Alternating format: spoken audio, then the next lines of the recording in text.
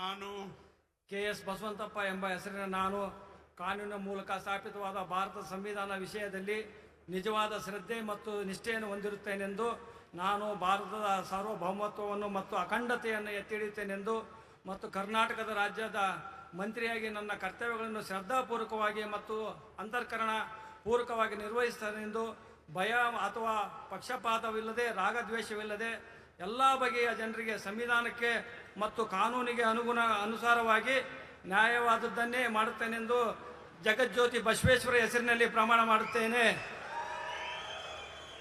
ನಾನು ಕೆ.ಎಸ್. ಬಸವಂತಪ್ಪ ಎಂಬ ಹೆಸರನ್ನು ನಾನು ಕರ್ನಾಟಕ ರಾಜ್ಯದ ಮಂತ್ರಿಯಾಗಿ ನನ್ನ ಪರ್ಯಾಲೋಚನೆಗೆ ತರಲಾಗುವ ಅಥವಾ ನನ್ನ ತಿಳಿದು ಬರುವ ಯಾವುದೇ ವಿಷಯವನ್ನು ರಾಜ್ಯದ ಮಂತ್ರಿಯಾಗಿ ನನ್ನ ಕರ್ತವ್ಯಗಳ ಯುಕ್ತ ನಿರ್ವಹಣೆಗೆ ಅಗತ್ಯವಾಗಬಹುದಾದ ಸಂದರ್ಭದಲ್ಲದೆ ಅನ್ಯಥಾ ಅಥವಾ ಯಾರೇ ವ್ಯಕ್ತಿಗೆ ಅಥವಾ ವ್ಯಕ್ತಿಗಳಿಗೆ ಪ್ರತ್ಯಕ್ಷವಾಗಿ ಅಥವಾ ಪರೋಕ್ಷವಾಗಿ ತಿಳಿಸುವುದಿಲ್ಲ ಅಥವಾ ಬಹಿರಂಗಪಡಿಸುವುದಿಲ್ಲ ಎಂದು ಬಸವೇಶ್ವರ ಹೆಸರಿನಲ್ಲಿ ಪ್ರಮಾಣ ಮಾಡುತ್ತೇನೆ.